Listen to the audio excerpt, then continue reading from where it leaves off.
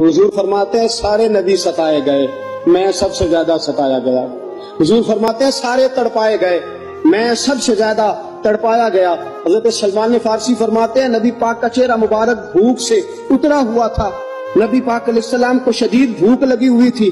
حضور نے فرمایا سلمان 3 دن ہو گئے کھایا کچھ نہیں، چل جا ابو ذر غفاری کے پاس چلتے۔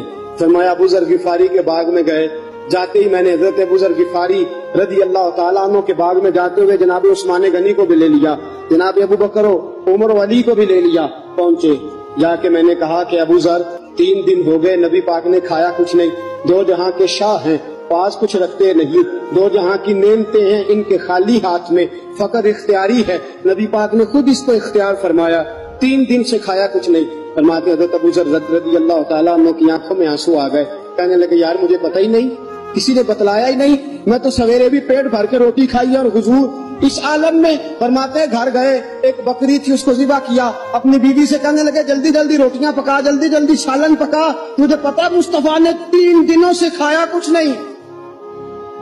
دوستو عرب کی گرمی دنیا میں مشہور ہے، صبح کا روزہ رکھا ہے نا آپ نے، اور اب ظہر کے بعد اٹھنا مشکل ہو جاتا ہے، عصر کے بعد بولنا مشکل محسوس ہوتا ہے، لیکن میرے دوستو 3 دن کا روزہ بغیر افطاری کے روزہ، میرے نبی کریم علیہ السلام کے صحابی اپنی بیوی سے کہتے ہیں جلدی کر 3 دن ہو گئے حضور نے کھایا کچھ نہیں۔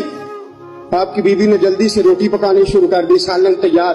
حضرت جناب ابو ذر فرماتے ہیں دوبارہ باغ میں گیا، انگور پکے ہوئے تھے، انگوروں کا خوشہ توڑا، پلیٹ میں رکھا حضور کے سامنے، حضور آپ کھائیے۔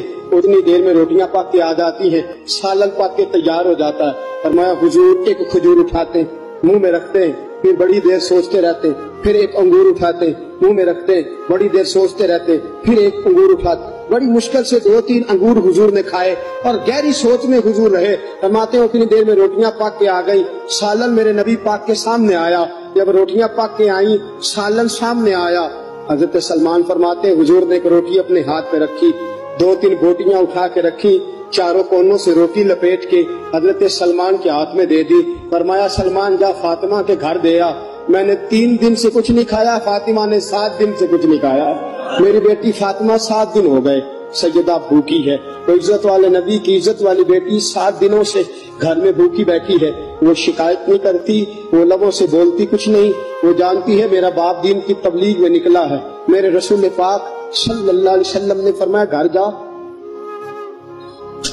اور جا کے حضرت فاطمہ کو یہ دے آ۔ 7 دن گزر گئے، فاطمہ کے حلق سے